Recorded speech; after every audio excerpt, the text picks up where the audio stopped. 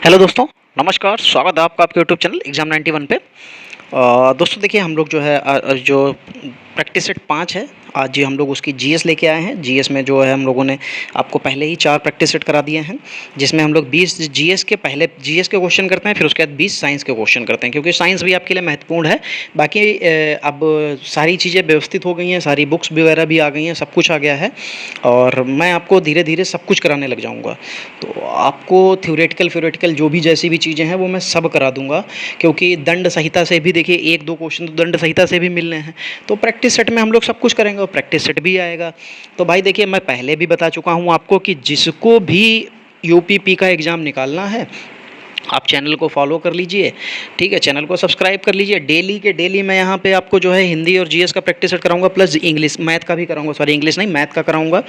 Plus आपको एक Saturday की शाम को या सैटरडे की शाम, हाँ सैटरडे वाले दिन दोपहर से लेकर शाम तक आपको एक प्रैक्टिस सेट पूरा का पूरा 150 क्वेश्चन का वो आपको मेरे टेलीग्राम चैनल पे मिल जाएगा। और वो पूरा का पूरा टेलीग्राम चैनल पे मिलने के बाद में हम लोग उसको संडे को सॉल्व करेंगे। आप लोग अपने उसका लगा लीजिएगा, सैटरडे आपको पूरा मिलेगा, सैटरडे आप लगा लीजिए, संडे की मतलब सैटरडे की रात में लगा लीजिए। मंडे जो हमारा संडे का दिन होगा, संडे में दोपहर में हम लोग लाइव क्लास में सिर्फ और सिर्फ उसी को सॉल्व करेंगे। क्या करेंगे? सिर्फ और सिर्फ उसी को सॉल्व करेंगे। तो भाई वो कैसे? क्योंकि सभी के पास प्रैक्टिस सेट होगा, तो प्रैक्टिस सेट लेने के बाद हम लोग क्या करेंगे कि भाई खोलेंगे, जिसको जो क्वेश्चन की क्वेरी होगी वो हम लोग खोल के वहाँ पे सॉल्व कर लेंगे। क्योंकि देखो हिंदी जीएस जो है ये तो डायरेक्टली मैच करानी है, ये मैच हो जाएगी। उसके अलावा फिर जहाँ पे हम लोगों की रीजनिंग आएगी, जो भी उसमें डाउट्स होंगे वो हम लोग बोर्ड पर क्लियर कर लेंगे। तो वो सारी चीज़ें प्रैक्टिस 150 क्वेश्चन का एक संडे को हम लोग करेंगे, पूरे 6 दिन पढ़ाई करेंगे, संडे को हम लोग एक टेस्ट करेंगे। तो भाई जिसको भी ये इस तरीके की चीज़ फॉलो करनी है तो टेलीग्राम चैनल को ज्वाइन कर लीजिए, वो भी मैंने डिस्क्रिप्शन लिंक में दे रखा है। क्योंकि वो पीडीएफ आपको सिर्फ टेलीग्राम चैनल पे मिलेगी, वो मैं व्हाट्सअप वगैरह पे कहीं पे भी प्रोवाइड नहीं करा पाऊंगा, वो सिर्फ टेलीग्राम चैनल पे मिलेगी। उसका लिंक डिस्क्रिप्शन में है, ज्वाइन कर लीजिए। प्लस दूसरी एक सबसे बड़ी बात यह है कि संडे के संडे अभी तो टेस्ट नहीं हो रहे थे, लेकिन रेगुलरली अभी संडे को आपको एक टेस्ट देखने को मिल जाया करेगा, और जिसको हम लोग लाइव क्लास में सॉल्व भी करेंगे। तो जिसको इस तरीके की चीज़ चाहिए है और वो फॉलो भी करना चाहते हो, तो भाई कमेंट में एक बार अपनी उपस्थिति दर्ज करा दीजिए कि हाँ सर मुझे ये पैटर्न चाहिए है और मैं ये पैटर्न फॉलो करना चाहता हूँ। बस सीधी सिंपल सी बात है कि आप वहाँ पे कमेंट में जाके ये जो भी आपको वीडियो, जैसे ये वीडियो देख रहे हैं, तो आपको इसमें ये मेंशन कर देना है कि हाँ सर मुझे ये पैटर्न चाहिए, बस इतना लिखना है। बाकी मैं देखता हूँ, अगर मुझे 15 से 20 लोग भी मिल गए, मैं अपना पीडीएफ जो है टेलीग्राम पे डालना स्टार्ट कर दूंगा। संडे के संडे हम लोग टेस्ट करना स्टार्ट कर देंगे। बाकी हर दिन एक प्रैक्टिस सेट आपको जरूर मिलेगा, हिंदी और जीएस और मैथ का। चलिए पहला पार्ट देखिए, यहाँ पे सामान्य ज्ञान का लिखा हुआ है। पहला लिखा हुआ है गौतम बुद्ध कौन से गणराज्य के थे। तो भाई ये तो क्वेश्चन बहुत सरल है, सरल नहीं कह सकते, लेकिन हाँ पढ़ा हुआ क्वेश्चन है, क्योंकि आप गौतम बुद्ध या महावीर स्वामी के बारे में जब पढ़ेंगे तो उनके बारे में वहाँ पे ये सारी चीज़ें लिखी हुई होती हैं, वन लाइनर में भी लिखा हुआ होता है। तो गौतम बुद्ध जो थे वो शाक्य गणराज्य के थे, वहाँ के शाक्य गणराज्य के निवासी थे। जो शाक्य गणराज्य बौद्ध काल में जो है उत्तर प्रदेश के पूर्वोत्तर भाग, यानी कि जो कह सकते हैं नेपाल के तराई वाले भाग जो थे वहाँ पे था, ठीक। उसकी राजधानी कपिल वस्तु जो थी वो इसकी राजधानी थी। चलिए तो यहाँ पे शाक्य हो जाएगा। फिर सेकंड क्वेश्चन देखिए, लिखा हुआ है कि अकबर का मकबरा निम्नलिखित में से किस स्थान पर। और हाँ दोस्तों, एक चीज़ मैं आपको बता दूं, भाई आप लोग जो पीडीएफ मैं देता हूं टेलीग्राम पे या व्हाट्सएप पे, जो भी मैं इस पीडीएफ की बात कर रहा हूं, जो अभी मैं लोग प्रैक्टिस सेट करा रहा हूं हिंदी का या जीएस का, तो क्या होता है कि आप लोग भाई दोस्तों देखिए, इसका वो मत मांगा करिए आंसर सीट के लिए आप लोग वीडियो देखिए, मैं वहाँ पर आंसर प्रोवाइड नहीं करा पाऊँगा, ठीक है। बहुत सी चीज़ें मैंने देखी हैं, मैंने अपने पीडीएफ दूसरे चैनल पे देखे हुए हैं, ठीक है। तो आप मेरी बात को समझिए, मैं नहीं दे पाऊँगा, मेहनत लगती है भाई, पीडीएफ बनवाने में पैसा खर्च होता है, तो मैं आंसर ऐसे नहीं दे पाऊंगा। आपको आंसर चाहिए, आप मेरे वीडियो को देखिए, मैं ये नहीं कहता हूँ आप पूरा देखिए, स्किप कर करके देखिए, फॉरवर्ड कर करके देखिए, आप उसको फास्ट मोड में देखिए, मुझे कोई मतलब नहीं है। लेकिन आपको अगर आंसर देखना है तो भाई आप मेरे चैनल पर ही देख सकते हैं, उसके अलावा मैं आंसर नहीं प्रोवाइड करा पाऊँगा किसी भी माध्यम से। चलिए 62 नंबर, अकबर का मकबरा निम्नलिखित में से किस स्थान पर स्थित है। दोस्तों अकबर का मकबरा सिकंदरा में स्थित है। सिकंदरा कहाँ पड़ता है? ये दोस्तों आगरा में पड़ता है। आगरा में एक जगह है सिकंदरा, वहीं पे इसका मकबरा स्थित है। चलिए 63 नंबर देखिए, गांधी इरविन समझौता किस वर्ष हुआ था। तो दोस्तों जो गांधी इरविन समझौता था, ये गोलमेज सम्मेलन के आसपास की बात होती है, और गोलमेज सम्मेलन में जो है ये जो गांधी इरविन समझौता हुआ था ये तभी हुआ था। तो 5 मार्च 1931 को जो है ये गांधी इरविन समझौता हुआ था, ठीक है। गांधी इरविन समझौते के नाम नाम से ही ये प्रसिद्ध भी है। इसमें शर्तें क्या थी कि सविनय अवज्ञा आंदोलन को समाप्त करना होगा, सभी राजनीतिक बंदियां जिनके विरुद्ध हिंसा के आरोप नहीं थे को रिहा किया जाएगा, विदेशी कपड़ों शराब की दुकानों पर शांतिपूर्वक धरना देने का अधिकार होगा, समुद्र तटीय प्रदेशों में बिना नमक दिए नमक बनाने का अनुमति होगी। गांधी जी के इस समझौते की आलोचना भी की गई क्योंकि इसमें भगत सिंह और उनके साथियों की रिहाई के बारे में कुछ भी नहीं कहा गया था। तो बस गांधी जी की यहीं पे ये जो नीतियाँ थी यही गलत थी कि कहा जा सकता है कि जब आपने इतनी चीज़ें कही थी, गांधी इरविन समझौता हो ही रहा था, तो अगर आप उसमें वहाँ पे एक बार को भी मेंशन कर देते कि नहीं भगत सिंह को जो है हमें रिहाई चाहिए, तो भले ही फांसी नहीं होती, भले ही रिहाई ना मिलती, लेकिन फांसी नहीं होती। लेकिन इनकी वजह से कह सकते हैं कि कहीं ना कहीं ये जिम्मेदार थे। 64 नंबर में देखिए क्या लिखा हुआ है, कौन संविधान के कौन से राज्य नीति विषय निर्देशक तत्व अपनाए गए हैं। कहाँ, मतलब इनका कहना है कि जो नीति निर्देशक तत्व जो हैं ये कहाँ से लिए गए हैं, बस इनका कहना है बस ये है। तो नीति निर्देशक तत्व जो हैं वो कहाँ से लिए गए हैं, वो भाई आयरिश संविधान यानी कि आयरलैंड से लिए गए हैं। किस भाग में, भाग 4 में। अनुच्छेद किससे किससे तक है, तो अनुच्छेद 36 से 51 तक है। बस इतना याद करना है आपको। चलिए 65 नंबर देखिए, मौलिक अधिकार भारतीय संविधान में उल्लेखित हैं। जो मौलिक अधिकार हैं वो भारतीय संविधान में कितने हैं, बस ये हमसे पूछा जा रहा है कि जो मौलिक अधिकार हैं वो भारतीय संविधान में दोस्तों कितने हैं, तो वो दोस्तों हैं 6। कितने से कितने तक हैं, भाग है 3, अनुच्छेद है 12 से 35 तक। समता का अधिकार है, स्वतंत्रता का अधिकार है, और शोषण के विरुद्ध अधिकार है, धार्मिक स्वतंत्रता का अधिकार है, संस्कृति और शिक्षा संबंधी अधिकार है, और संवैधानिक उपचारों का भी अधिकार इसमें दिया गया है। चलिए 66 नंबर देखिए, लिखा हुआ है राष्ट्रपति देश का मतलब राष्ट्रपति जो है भारत के राष्ट्रपति होते हैं। भारत के राष्ट्रपति कौन होते हैं, तो भारत के जो राष्ट्रपति होते हैं दोस्तों वो संवैधानिक जो होता है भारत का प्रथम व्यक्ति होता है। सबसे पहले बात तो ये, ठीक है। देश का प्रमुख होता है क्योंकि वो प्रथम व्यक्ति है, उसके पास बहुत सी पावर्स होती हैं, ठीक है। फिर क्या होता है, वो संवैधानिक प्रमुख भी होता है, संविधान का प्रमुख होता है, संविधान के लिए जो है पहला वो होता है, ठीक। तो ये और राष्ट्र की एकता, अखंडता और सुदृढ़ता का भी प्रतीक होता है, ठीक है। और ये शासन संबंधी कार्य उनके नाम से ही किए जाते हैं। और राष्ट्रपति तीनों सेना का कमांडर भी होता है। तो देश का प्रमुख तो सबसे पहले लिख लीजिए क्योंकि वो प्रथम व्यक्ति होता है। चलिए लोकसभा 67 नंबर में है, लोकसभा भारत की सदन का ग्रह है। जो लोकसभा है भारत की सदन का ग्रह है। कैसा ग्रह है ये पूछा जा रहा है, निचला, ऊपरी, बायां, दाहिना। तो भैया वो निचला है, जो ऊपरी वो है आपका सदन वो राज्यसभा है। जो लोकसभा दे रखी है वो किस में है, 79 अनुच्छेद है, 79 अनुच्छेद है, ठीक है। इसके तहत क्या आता है, भारतीय संसद का गठन बताया गया है जिसमें राष्ट्रपति लोकसभा और राज्यसभा से मिलकर बनेगा, ठीक है। तो यहाँ से आपको जो है संसद पूछा जाता है तो 79, जिसमें आपको राष्ट्रपति जो है लोकसभा और राज्यसभा दोनों चीज़ें होंगी। 68 नंबर, सूर्य जो है, सूर्य का प्रकाश पृथ्वी तक पहुँचने में कितने मिनट का समय लगता है। तो ये भाई क्वेश्चन बहुत बार रिपीटेड है और इतना सिंपल सा है कि वन लाइनर में हर बुक में आपको ये क्वेश्चन देखने को मिल जाएगा कि जैसे ही आप ज्योग्राफी पढ़ेंगे तो उसमें ये वन लाइनर में आपको जरूर मिल जाएगा। तो जो सूर्य का प्रकाश होता है वो लगभग 8.25 मिनट में आ जाता है, यानी कि कह सकते हैं 8.3 मिनट में जो है पृथ्वी तक पहुँच जाता है। तो वायुमंडल की सबसे निचली परत को क्या कहा जाता है, तो जो सबसे निचली परत होती है जिसको हम लोग ट्रोपोस्फेयर भी कहते हैं, जिसको समताप मंडल कहते हैं, ठीक है। नेक्स्ट, ट्रोपोस्फेयर तो समताप मंडल नहीं होता है, ट्रोपोस्फेयर का मतलब होता है क्षोभ मंडल, और ये समताप मंडल होता है स्ट्रेटोस्फेयर जो होता है, स्फीयर जो होता है वो समताप मंडल होता है। सबसे पहली जो परत होती है वो ट्रोपोस्फियर होती है, ट्रोपोस्फियर इसका मतलब होता है क्षोभ मंडल। ये क्या होती है, ये इसकी ऊंचाई जो होती है लगभग 13 किलोमीटर की होती है। ये इसमें सभी मौसमी घटनाएं सभी होती हैं। समताप मंडल में क्या होता है, ये लगभग जो होती है 13 किलोमीटर से ये कह सकते हैं कि 13 किलोमीटर से स्टार्ट हो जाती है, उसके बाद क्षोभ सीमा जहाँ पे ख़त्म होती है उसके बाद 50 किलोमीटर तक की ऊंचाई तक का इसका विस्तार होता है।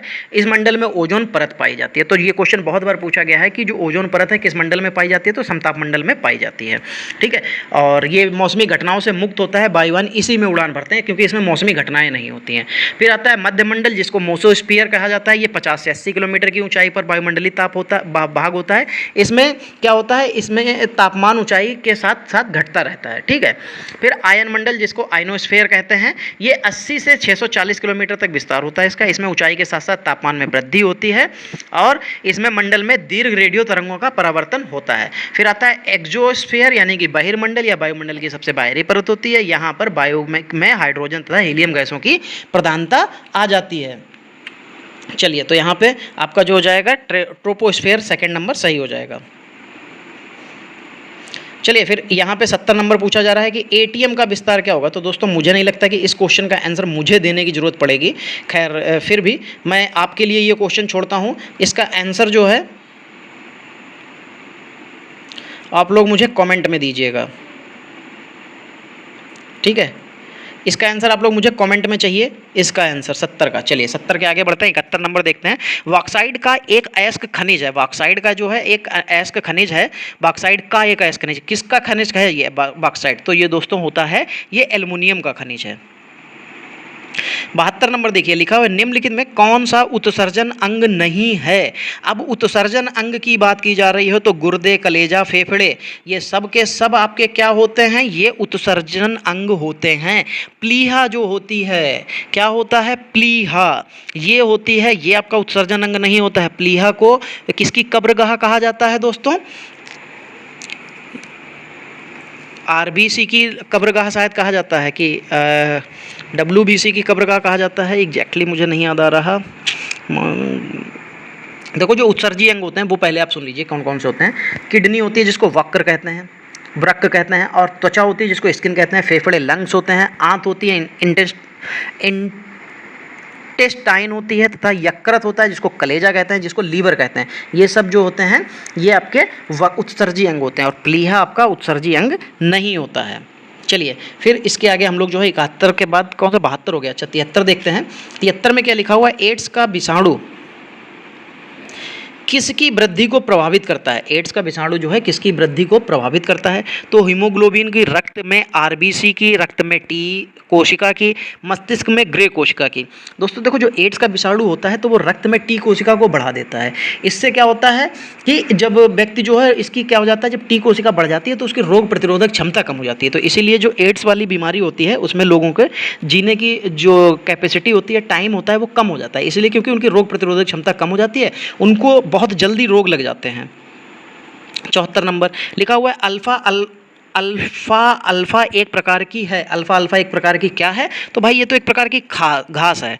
फिर देखिए सिमलीपाल टाइगर रिजर्व किस राज्य में है? ये अभी मैंने एक दिन जल्दी में ही बात की थी कि सिमलीपाल ये कहाँ पड़ता है? उड़ीसा में। जब हम लोग मैचिंग का काम कर रहे थे किसी प्रैक्टिस सेट में तब ये पड़ता है। ये उड़ीसा के मयूरभंज जिले में पड़ता है।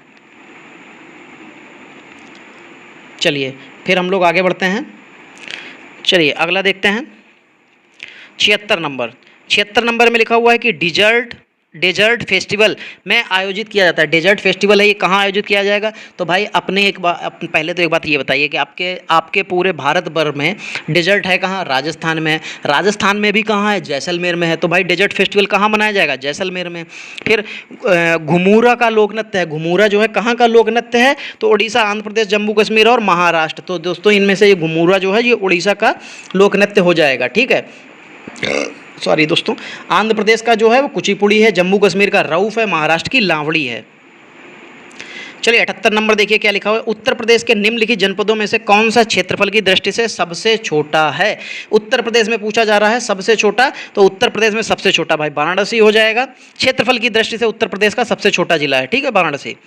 सबसे बड़ा लखीमपुर खीरी। चलिए फिर 79 नंबर देखते हैं क्या है। भारत में उत्तर प्रदेश जिस पैदावार का सबसे बड़ा उत्पादक है वह क्या है? खाद्यान्न, तिलहन, दलहन, मसाले। तो दोस्तों वो खाद्यान्न के मामले में सबसे ज़्यादा है, क्योंकि यहाँ पे गेहूँ बहुत सबसे ज़्यादा होता है, नंबर 1 में है। आलू सबसे ज़्यादा होता है, गन्ना सबसे ज़्यादा होता है, ठीक है। और तिलहन जो है तो वो कर लेता है लेकिन भरपूर नहीं कर पाता है। दलहन में एमपी आगे आ जाता है। फिर मसालों में तो आपको पता ही है कि केरल साउथ का जो एरिया आता है वो पूरा हो जाता है।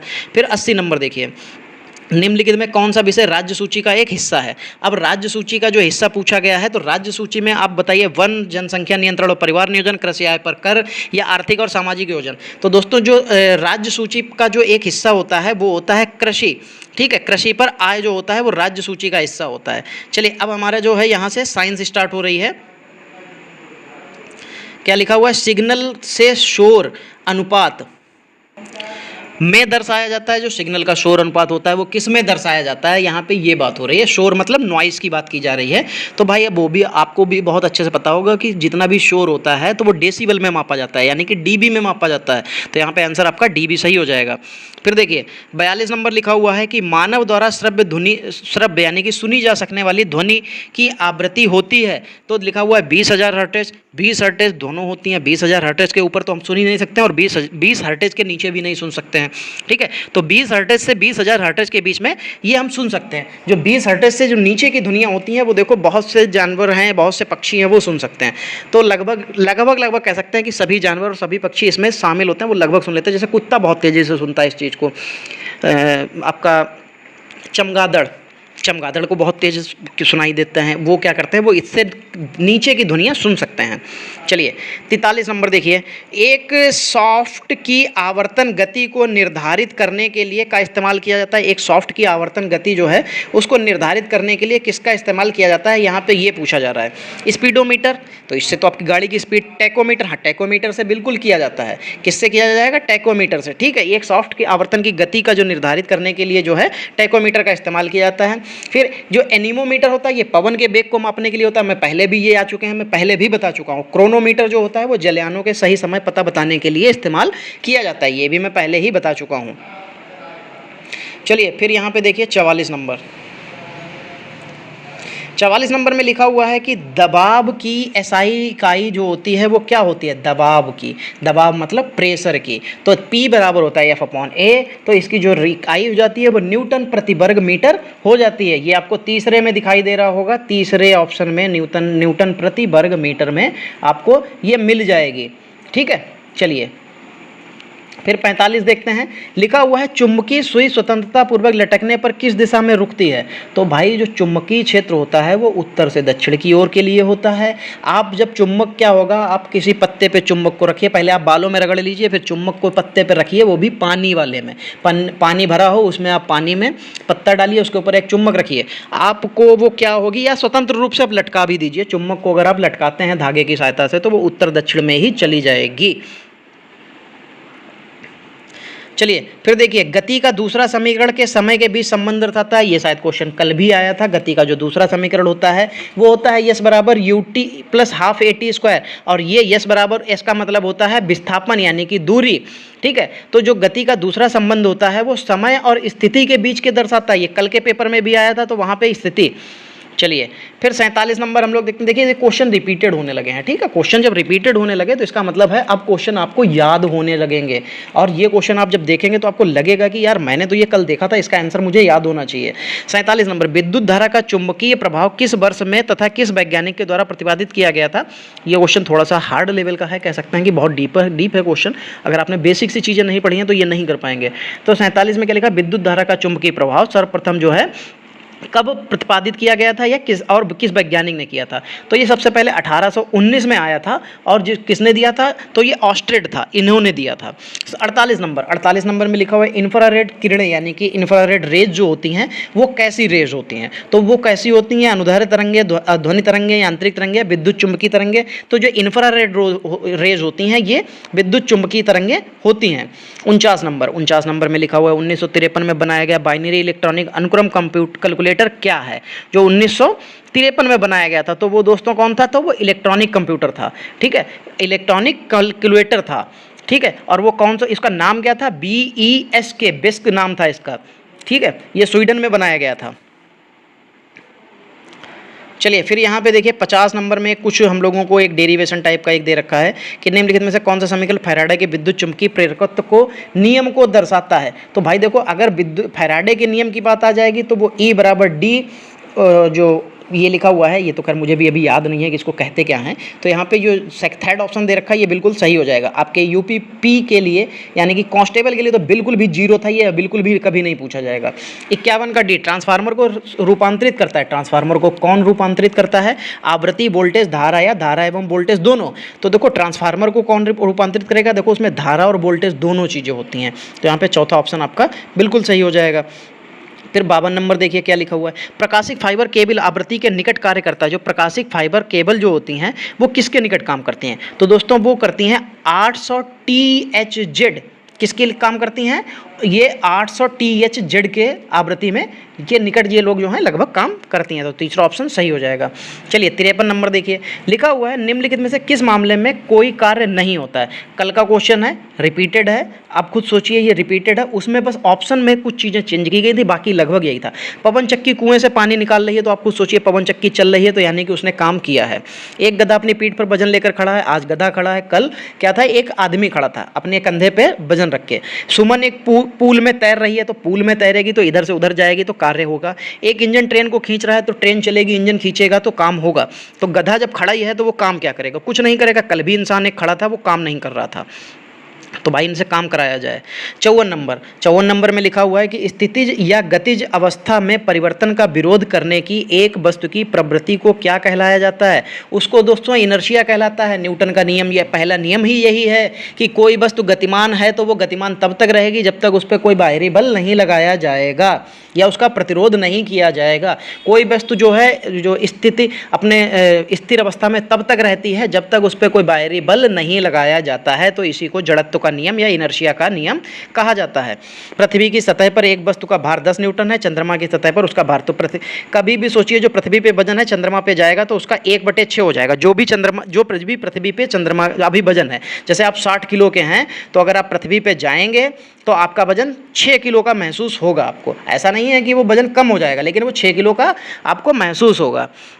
ठीक है, तो अब आप कुछ सोचिए वहाँ पे वजन कितना दे रखा था, 10 न्यूटन, और हमारे पास पृथ्वी पे वजन चंद्रमा पे ले जाने पे 1/6 हो जाता है। तो 1/6 जो है 10 को भाग देना है 6 से। जब आप भाग देंगे तो 6 कम 6, फिर उसके बाद 4 बचेगा, तो 6×6 36, फिर 6×36, फिर 6×36 चलता रहेगा, तो 1.167 आ जाएगा। ये न्यूटन, इतने न्यूटन का बल लग जाएगा। 56 नंबर देखिए, लिखा हुआ है जब एक परिपथ में कई प्रतिरोध श्रृंखला में जुड़े होते हैं तब करंट का मान, जब एक परिपथ में कई प्रतिरोध जो हैं अगर श्रृंखला में जुड़े होंगे तब क्या हो जाएगा। ठीक, पहली बात तो समांतर और श्रृंखला का अंतर समझ लीजिए। जैसे ये 2 लाइन है, एक यहाँ पे जुड़ा है, एक यहाँ पे जुड़ा है, ये समांतर जुड़े हैं, ठीक है। लेकिन श्रृंखला का मतलब है कि यहाँ पे एक बल्ब लगा है, फिर ऐसे गया, यहाँ पे एक बल्ब लगा है, एक, अरे आप सीधे झालर जब देखते हैं, झालर हम लोग इसमें टांगते हैं, दीपावली में घर पे बनाने वाली झालर जो होती थी, तो क्या होता था, तो उसमें क्या हो जाता है कि जब परिपथ कोई प्रतिरोध श्रृंखला में जुड़े होते हैं तो करंट का मान समान होता है, ठीक है, एक ही रहता है। 57 निम्नलिखित में से कौन शक्ति का मात्रक होता है? तो शक्ति होती है पावर को हम लोग P से दिखाते हैं, और P का फार्मूला क्या होता है? P बराबर V²/R। ठीक है, क्या होता है? P बराबर V²/R, ऐसे लिख लीजिए, P बराबर V²/R होता है। और B का जो फार्मूला होता है वो क्या होता है? वो B बराबर क्या होता है? V बराबर होता है IR। तो V की जगह पे हम लोगों का स्क्वायर है, तो यहाँ पे I² R² हो जाएगा। तो ये R अपॉन में भी था, एक R से ये वाला R इसका कट जाएगा, बचेगा I²/R, यानी कि P बराबर I²/R आ जाएगा। तो यहाँ पे या ये भी कह सकते हैं कि P बराबर V²/R, तो पहला ऑप्शन यहाँ पे सही हो जाएगा। तो मैंने आपको एक्सप्लेन करके बस पूरी बात को बता दिया, ठीक है। 58 नंबर देखते हैं। 58 नंबर में क्या लिखा हुआ है? लिखा है यांत्रिक ऊर्जा किसके बराबर होती है? तो दोस्तों जो यांत्रिक ऊर्जा होती है, यानी कि यांत्रिक ऊर्जा होती है ME बराबर KE प्लस UE। U हमेशा उसके अपॉन में रहता है, पावर में रहता है नीचे, ठीक है। तो ये आ जाता है गतिज ऊर्जा प्लस स्थितिज ऊर्जा के बराबर होती है यांत्रिक ऊर्जा। 59 नंबर देखिए, लिखा हुआ है कि विभवांतर B और विद्युत धारा I के बीच क्या संबंध होता है? किसके बीच संबंध की खोज किसने की थी? अभी पीछे का एक नियम मैंने बताया था, V बराबर RI होता है, वो ओम का नियम होता है। तो किसने खोज की थी? तो ओम ने खोज की थी, बात खत्म। यहाँ पे लिखा हुआ है कि R बराबर R1 प्लस R2 अपॉन में R1 प्लस R2। ये सूत्र किसका घोतक है? यहाँ पे हमसे घोतक पूछा जा रहा है कि मतलब ये सूत्र किसका है? तो ये प्रतिरोधों का सूत्र है। मैंने आपको एक सूत्र बताया था, 1/R बराबर 1/R1 प्लस 1/R2। करना कुछ है ही नहीं, आप इसका सिर्फ एलसीएम ले लेंगे तो नीचे क्या आ जाएगा? R1 और R2, ऊपर पहुंच जाएगा R2 प्लस R1। अब क्या होता है, क्योंकि ये 1/R के फॉर्मेट में लिखा था, 1/R के फॉर्मेट में, इसको सिर्फ R के फॉर्मेट में लिखेंगे तो पलट दीजिए, R1 R2 हो जाएगा, अपॉन में R1 प्लस R2 हो जाएगा। यही फार्मूला बन जाता है। और ये किसका होता है? तो ये समांतर संयोजन का होता है। किसका होता है? ये समांतर संयोजन, सेकेंड ऑप्शन का सही हो जाएगा। तो दोस्तों देखिए, चाहे साइंस हो, चाहे जो भी थोड़ी बहुत मुझे प्रॉब्लम आती है वो केमिस्ट्री में आती है। देखिए, चाहे साइंस हो और चाहे आपकी मैथ हो, चाहे रीजनिंग हो, चाहे हिंदी हो, चाहे जीएस हो, मैं आपको सब कुछ कंप्लीट करा सकता हूँ आपके यूपीपी पुलिस और कांस्टेबल और एसआई के लिए। तो दोस्तों, अगर आपको ये सेशन अच्छा लगा है तो भाई वीडियो को लाइक और शेयर जरूर कर दें। साथ ही अगर आप नए आए हैं तो चैनल को सब्सक्राइब जरूर कर लें और बेल आइकन को ऑल पे क्लिक कर लें, क्योंकि हम लोग डेली के डेली सुबह 9 बजे हमारी हिंदी की क्लास होती है और दोपहर 1 बजे आपको जीएस की क्लास आती है। जब आपकी मैथ की क्लास का पैटर्न आएगा तो दोपहर 12 बजे से हम लोग उसको लाइव करने का सोच रहे हैं। बाकी अभी डिसाइडेड नहीं है, डिसाइड कर लेंगे, 12 बजे से ही लाइव करेंगे। अभी कुछ चीज़ों में प्रॉब्लम फंसी पड़ी है, वो नहीं हो पा रहा है। तो दोस्तों ठीक है, चैनल को आप सब्सक्राइब कर लीजिए। अगर आपको मैथ प्लस रीजनिंग में आपको 150 नंबर्स में से आपको 140 प्लस नंबर चाहिए हैं तो भाई चैनल को फॉलो कर लीजिए। हम आपकी मैथ में और रीजनिंग को मिला के जितना पढ़ाएंगे उतना पढ़ लीजिए, आपको 150 में 140 प्लस नंबर आपको 100% मिल जाएंगे। अगर उधर से 140 मिल गए तो आप ये मान के चलिए आपके 230 नंबर बनेगा, 230 में आपका फाइनल सिलेक्शन हो जाएगा। चलिए दोस्तों, आज की क्लास को यहीं पे समाप्त करते हैं, मिलते हैं अगली क्लास में। तब तक के लिए जय हिंद दोस्तों।